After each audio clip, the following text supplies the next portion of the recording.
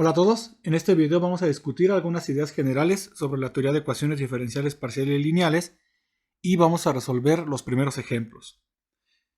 Una ecuación diferencial parcial de primer orden en dos variables independientes x, y e incógnita u, en general es una relación de la forma, una función f de x, y, u, la derivada parcial de u con respecto de x, la derivada parcial de u con respecto de y.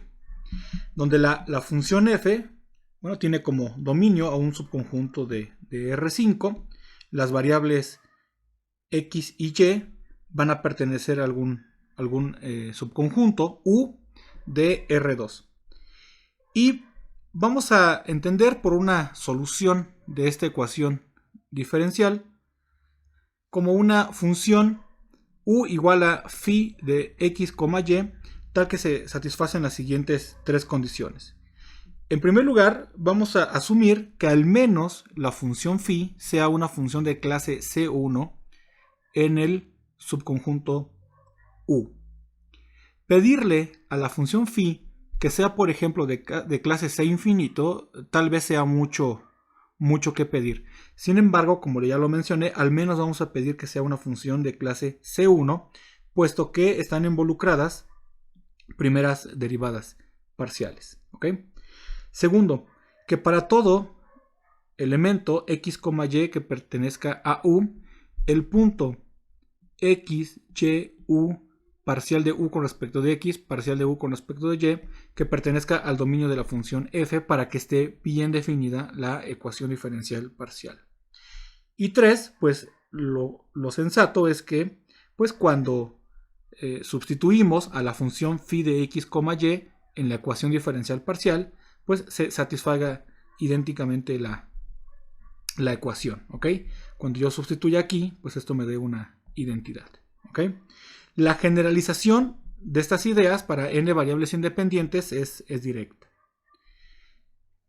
Ahora nos vamos a restringir a el espacio de ecuaciones diferenciales parciales lineales de primer orden con n variables independientes.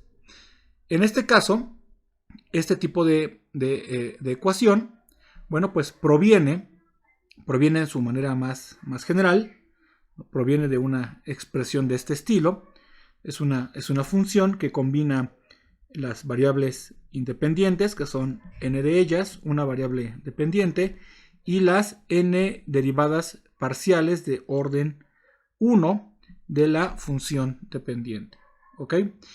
Ahora, para mencionar lo que el significado de la linealidad de una ecuación diferencial, vamos a asumir que existe una correspondencia entre la variable dependiente y una factorización de la ecuación diferencial parcial, que va a ser en la forma un operador L aplicado a U igualado con una función que solamente va a depender de las variables independientes. Y la hipótesis es que esta forma es equivalente a la ecuación diferencial parcial. Entonces esta forma de escribir la ecuación es completamente equivalente a la ecuación diferencial parcial. La factorización de este operador no es de manera canónica. Puede ser que existan varios operadores que hagan el mismo trabajo, y sin embargo voy a estar interesado en una clase muy particular de operadores en este momento. Esta clase de operadores que me interesan por ahora van a ser los llamados operadores lineales. Decimos que un operador es lineal si solamente si satisface esta expresión, que es el operador aplicado a una combinación lineal de estas funciones. Es una constante C1 aplicado por una función U1 más una constante C2 por una función U2 y que satisface la igualdad, ¿verdad? Que está aquí. Es decir, esa es la expresión clásica de linealidad. Y esto, por supuesto, pues se debe de cumplir para todas las funciones U1, U2 y para todas las constantes C1 y C2. Ok. Si L es un operador lineal, entonces esta ecuación, que noten que está igualada con 0, se le conoce como la ecuación diferencial parcial lineal homogénea. Mientras que si está igualado con una función que depende solamente de las variables independientes, x1 hasta xn, y esta función es diferente de 0, a esta ecuación se le conoce como una ecuación diferencial parcial lineal inhomogénea. Y esta función f se le conoce como el término inhomogéneo. Al igual que antes, la generalización a ecuaciones diferenciales parciales con n variables independientes y orden k, que sería la generalización, es directa. Ejemplo 1. Esta ecuación que está aquí es una ecuación del tipo ecuación de transporte. Y aquí, bueno, pues noten que es una ecuación homogénea para empezar, está igualada con 0. No hay una función que solamente dependa de las variables independientes y que esté presente en esta expresión. Y resulta que esta ecuación diferencial parcial es equivalente a escribirla de esta manera, donde lo único que estamos haciendo es escribir explícitamente las derivadas en esta notación. Y noten que es posible factorizar un operador que le voy a llamar L1, un operador L1 que está actuando sobre la función U. Es decir, puedo yo factorizar esta función U y colocarla aquí, y entonces este término que está acá me determina este operador. Esta es la correspondencia de la cual hablé anteriormente.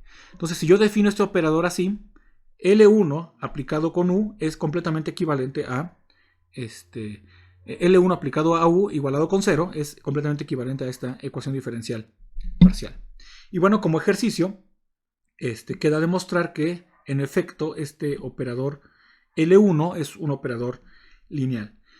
Lo cual, bueno, pues a modo de ANSAT, esto es consecuencia del hecho de que las derivadas parciales, estas expresiones son operadores lineales. Es decir, las derivadas parciales con respecto de x y son lineales. También son lineales estas derivadas mixtas. Y así sucesivamente. ¿Ok? Básicamente, ¿cómo se ve un operador que es no lineal?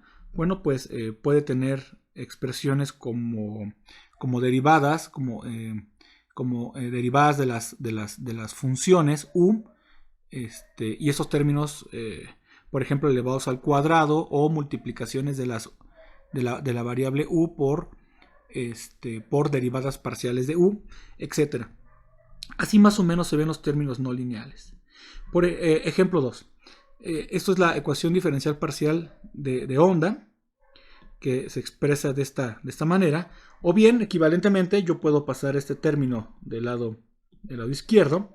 Y entonces, notar que es posible factorizar a la variable U, para que entonces me quede esta expresión que muestro aquí.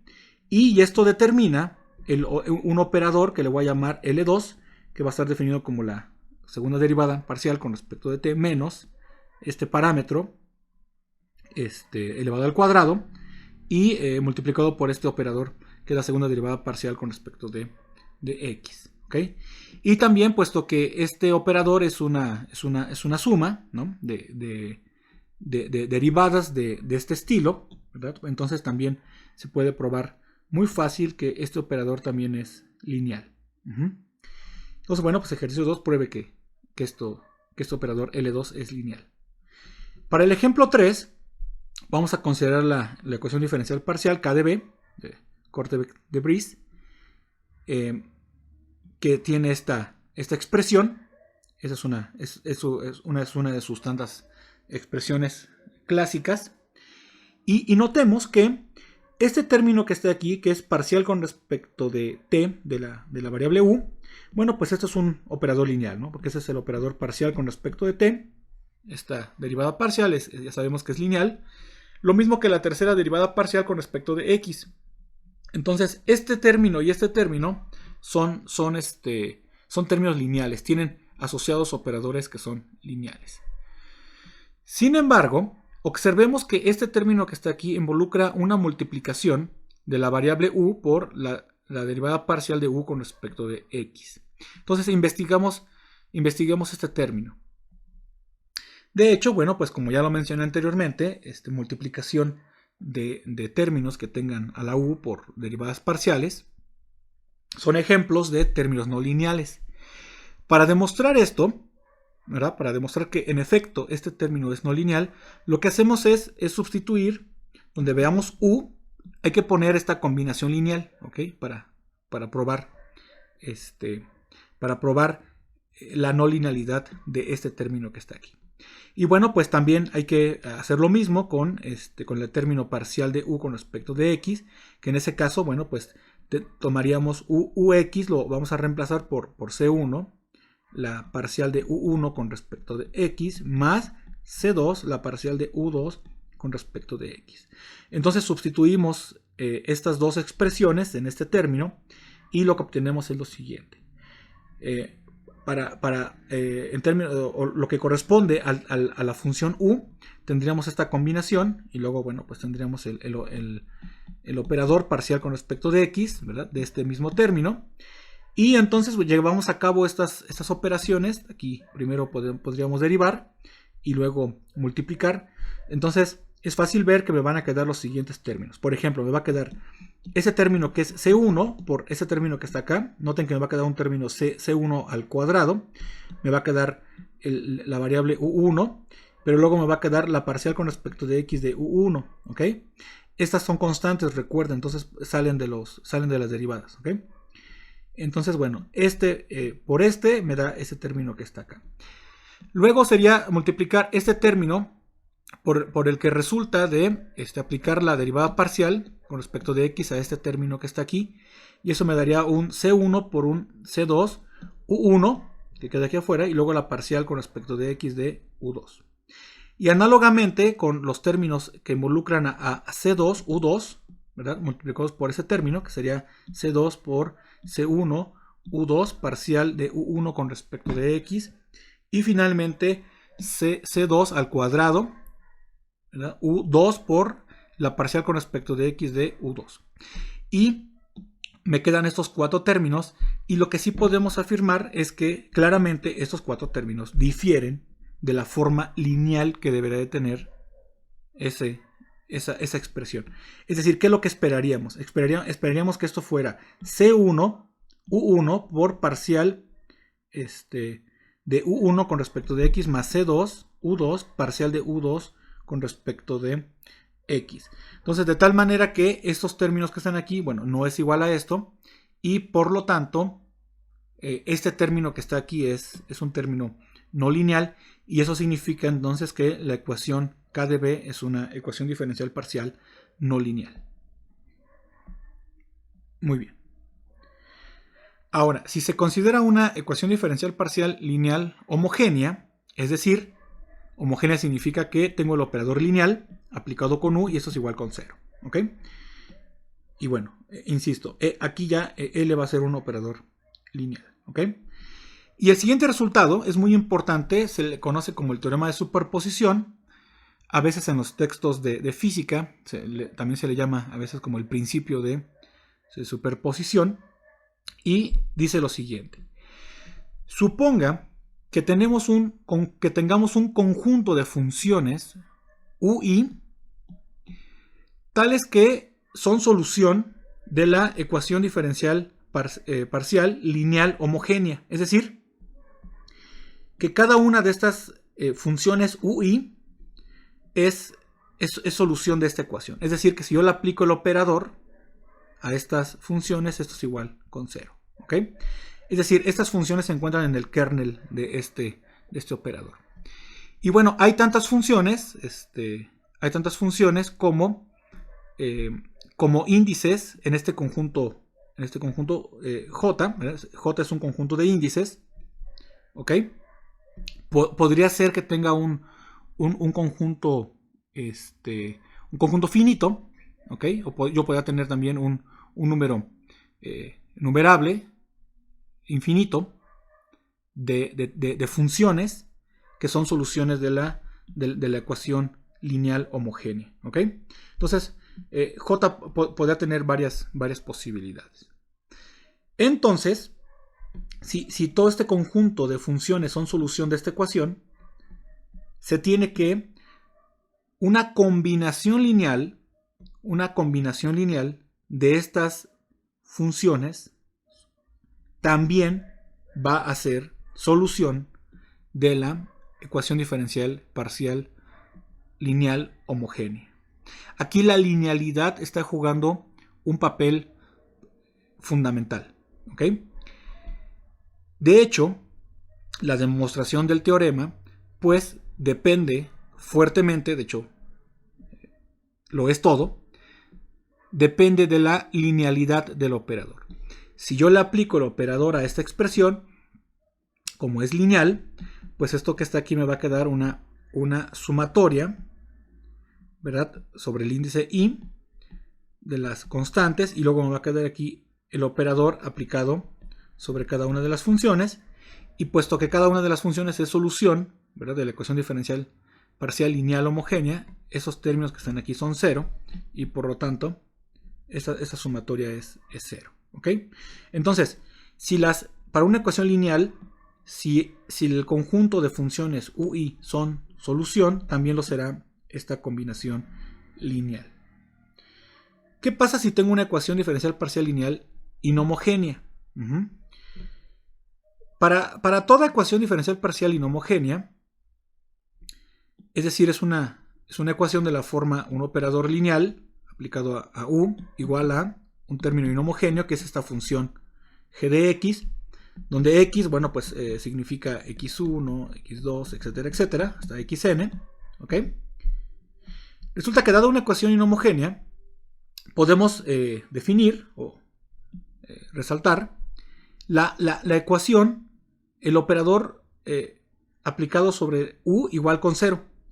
Y esta ecuación se le conoce como la ecuación diferencial parcial lineal homogénea asociada. O sea, la ecuación asociada simplemente es, tómate esta ecuación y tómate el término operador por U igual con 0. ¿Ok? Y esta ecuación va a ser importante. Va a ser importante para construir la solución más general de la ecuación inhomogénea. Bueno, muy bien. ¿Cómo lo voy a hacer?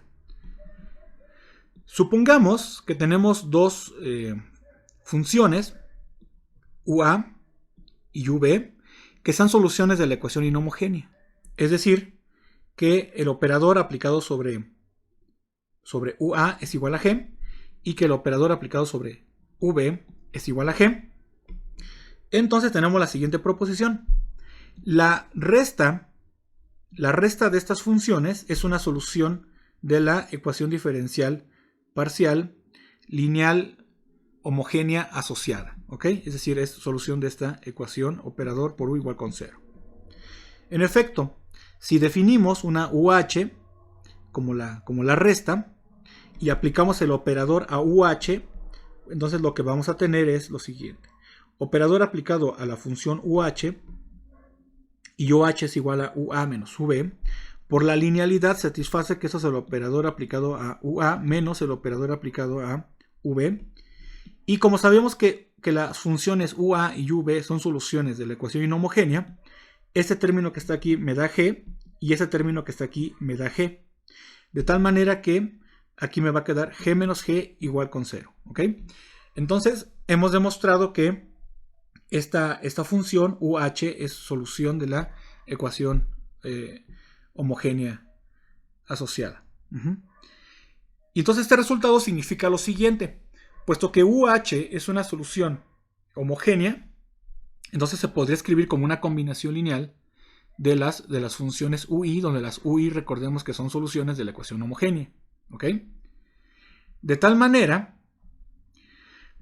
que entonces que esta resta de soluciones inhomogéneas es igual a esta combinación lineal, o bien que una solución inhomogénea, ¿verdad?, es igual a este término que es otra solución inhomogénea, que si podemos asumir que esta es una solución no homogénea digamos, general, y esta combinación lineal es la solución más general a la ecuación homogénea asociada.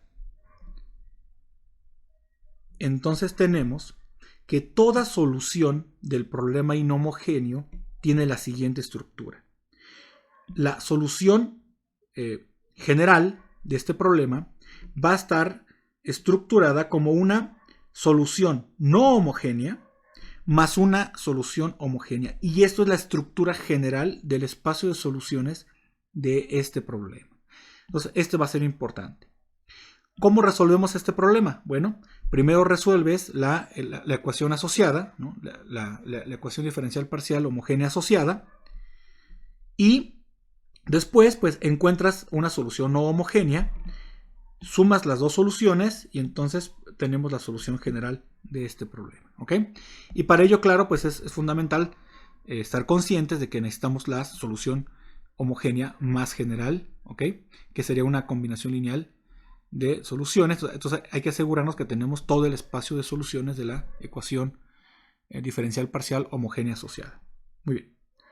Ahora, antes de presentar un método general para resolver ecuaciones diferenciales parciales lineales, es importante presentar algunas primeras soluciones, las cuales las vamos a obtener simplemente por manipulaciones elementales de cálculo, ¿ok? Entonces, para ello, vamos a considerar algunos ejemplos muy simples. Por ejemplo, encontrar la solución de la ecuación diferencial uxx igual con 0, donde u es una función en tres variables independientes, que son x, y, z, ¿ok? Y bueno, entonces hay que resolver o encontrar la solución general de este problema. ¿Cómo vamos a hacer esto? Como les comenté, esto involucra solamente manipulaciones elementales de cálculo. La expresión uxx igual con 0 se puede escribir de la siguiente manera, ¿verdad? Se puede escribir como derivada parcial con respecto de x aplicada a la derivada parcial con respecto de x sobre u igual con 0. ¿Ok? Entonces sabemos, ¿verdad? O lo que me está diciendo esto es que es la derivada parcial con respecto de x de esta función igual con 0. Es decir, que si yo quiero resolver este problema, tengo que encontrar una función, la función más general, tal que cuando yo la derivo con respecto de x, eso es igual con 0. ¿Ok? Si viviéramos en el mundo del cálculo en una variable real, la solución sería la constante. Pero en este caso vivimos ahora en el mundo de cálculo en varias variables, y entonces resulta que la solución más general a buscar una función tal que su derivada con respecto de x, su derivada parcial con respecto de x sea igual con 0, eso significa que esa función más general en realidad tiene que ser una función que tiene que ser constante con respecto a la variable x. Pero significa que puesto que estamos en un espacio que tiene tres variables independientes, una función que es constante con respecto de la variable x, en realidad eso puede ser una función que dependa de y y de z. ¿Ok? Es decir, si yo derivo a la función f de y, z con respecto de x, esto que está aquí es 0 y satisface esta ecuación. ¿Ok? Entonces, ¿cuál es una función tal que su derivada parcial con respecto de x sea igual con 0? ¿Cuál es la función más general? Es una función que depende de y y que depende de z. ¿Ok? Bueno, ahora me queda esta ecuación. Esta ecuación que está aquí, noten que solo tiene derivada con respecto de x. Y aquí tengo que hacer notar algo. Cuando tengo una ecuación diferencial parcial que contiene derivadas parciales solo con respecto de una variable, este tipo de ecuaciones diferenciales parciales las podemos resolver como si fuera una ecuación diferencial ordinaria con la variante de que cada vez que agreguemos una constante por el proceso de integración, en realidad lo que tenemos que agregar es una función que depende de el complemento de las variables. Es decir, en este caso tenemos que agregar una función que depende de y y que depende de z. ¿Ok? Es decir que ahora en vez de agregar constantes, tenemos que agregar funciones arbitrarias, ¿ok? En ecuaciones diferenciales ordinarias agregábamos constantes arbitrarias y acá en ecuaciones diferenciales parciales tenemos que agregar funciones arbitrarias. Entonces, si integramos esta ecuación, y como les comento, lo podemos pensar como una ecuación diferencial ordinaria, yo puedo integrar esto y la integral de esto pues es, noten que esto que está aquí solo depende de y y de z, puede salir del símbolo de la integral, y la integral de dx pues simplemente es x, y además, acuérdense, además tenemos que agregar una función arbitraria que depende del complemento de las variables, ¿no? Con respecto de x, es decir, una función arbitraria que depende de y y de z. Y eso sería la solución más general a este problema. ¿Perfecto? Entonces, bueno, ahí está el primer ejemplo.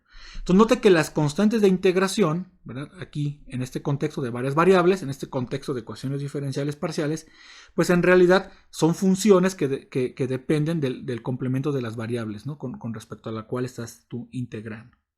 Muy bien, siguiente ejemplo. Encuentra la solución general de la ecuación u, que depende ahora de x y de z. ¿Ok? Es la derivada parcial de u con respecto de x y z, igual con 0. Donde u va a ser una función que va a depender igual de tres variables, x, y y z. Entonces podemos aplicar los mismos pasos que antes. Esta ecuación yo la puedo escribir como derivada parcial con respecto de x, de uz igual con 0. Entonces, bueno, pues entonces uz, ¿verdad? Tiene que ser una constante para x. Eso significa que uz tiene que ser una función arbitraria del complemento de las variables con respecto de x, que sería una función arbitraria de y de z. Aquí está. Puedo integrar con respecto de z, y ahora me va a quedar la integral de esta función, ¿no? Con respecto de z, más una función arbitraria, puesto que ahora estoy integrando con respecto de z, la función que tengo que agregar ahora depende del complemento de las variables, es decir, aquí tengo z, entonces la función arbitraria tiene que ser con respecto de x y de y. Y noten que esta función tiene a y y tiene a z, y la variable de integración es z. Lo cual significa que de manera genérica, cuando yo integro esta función que depende de y y de z, la integral de esta función será otra función que depende de y y de z, ¿ok? Más la función arbitraria que yo había agregado aquí, en el proceso de integración, que es la función h que depende de x y de y. De tal manera que la solución más general de esta ecuación diferencial es una función arbitraria que depende de y de z, más una función arbitraria que depende de x y de y. Y bueno, podríamos hasta verificarlo. Miren, por ejemplo, yo derivo a la variable u con respecto de x, y noten que h sí depende de x, ¿verdad? F mayúscula no depende de x, entonces la derivada parcial de f con respecto de x es igual a 0. Este término se anula bajo el símbolo de la derivada parcial con respecto de x. De tal suerte, bueno, pues que me queda esta función. Ahora, una vez que hago esto, ahora tengo que derivar parcialmente el resultado con respecto de z. Entonces derivo a ux, lo derivo con respecto de z. Y noten que esta función que me resulta depende de x y depende de y, pero no depende de z. De tal manera que esto es idénticamente 0. ¿Ok? Y bueno, pues entonces si lo hacemos al revés, ¿no? Si primero derivo con respecto de z, primero, y luego derivo con respecto de x, bueno, el resultado me va a dar lo mismo. ¿Perfecto? Muy bien. Ejemplo 6. Encuentra la solución general de la ecuación uxx más u igual con 0, donde u depende de x y de y. Es decir, ahora depende de dos variables independientes que son x y y. Y bueno, entonces fíjense, note que, al igual que lo comenté antes, en esta ecuación solamente hay derivadas con respecto a la variable x, ¿ok? Entonces, bueno, pues vamos a aplicar el mismo truco, ¿no? Esta ecuación yo la puedo resolver como una ecuación diferencial ordinaria, donde En cada proceso de integración, yo tengo que agregar una función arbitraria, en este caso del complemento de las variables de x. ¿Quién sería el complemento? Sería y. Entonces tengo que agregar funciones arbitrarias de y. Si ustedes se acuerdan, pues este es un problema muy simple de resolver. Es una ecuación tipo oscilador armónico. Y sabemos que las soluciones de este problema son las exponenciales complejas, e a la más menos x, son el conjunto fundamental de soluciones complejo evaluadas, o bien, también o equivalentemente, su espacio de soluciones son las funciones seno y coseno. ¿Ok? Si ustedes se acuerdan, en ecuaciones diferenciales ordinarias, yo lo que hacía es poner una constante, ¿no? Coseno de x más otra constante, seno de x. Pero puesto que ahora la regla es que en vez de constantes yo tengo que agregar, en este caso, funciones arbitrarias de y, la solución general de esta ecuación sería, o es, mejor dicho, esta expresión que está aquí. Es una función arbitraria de y por el coseno de x más una función arbitraria de y por el seno de x. ¿Perfecto? Entonces la moraleja es que en ecuaciones diferenciales parciales uno agrega en cada proceso de integración funciones arbitrarias. ¿Ok? Mientras que, bueno, en ecuaciones diferenciales ordinarias, en cada proceso de integración uno agrega constantes arbitrarias. ¿Ok? Y bueno, pues si uno sigue estas reglas, noten que uno puede resolver estos primeros ejemplos siguiendo esta regla, ¿no? Y eso solamente involucra manipulaciones elementales de cálculo, como ya lo mencioné. En este ejemplo 7, pinto esta ecuación diferencial parcial, lineal, inhomogénea, con dos variables independientes. Y bueno, pues para resolver este problema, otra vez note que solamente hay derivadas parciales con respecto de una variable. Por lo tanto, yo puedo resolver esto como una EDO. Y estos problemas, si ustedes recuerdan, se pueden resolver de manera muy fácil, pues encontrando el factor integrante, ¿no? Entonces es muy simple saber, o descubrir, calcular qué es el factor integrante. ¿Qué es lo que hace el factor integrante? Que cuando yo multiplico a la ecuación diferencial, ¿verdad? Se satisface que este lado de la expresión se ve como la derivada de un producto. Entonces, fíjense, en efecto, si yo multiplico a la ecuación diferencial parcial por esta función, aquí lo tengo, pues claramente eso se ve como la derivada parcial con respecto de x, ¿ok? Por ejemplo, aquí dejo en paz esta función, ¿no? Derivo la segunda, aquí está. Luego derivo esta función que sería menos 2x por la exponencial. Y ahora dejé en paz a la u y aquí lo pongo, ¿ok? Y esto tiene que ser igual a, es igual a x por el factor integrante, ¿no? Aquí está. Y ya que tengo esta expresión, simplemente integro.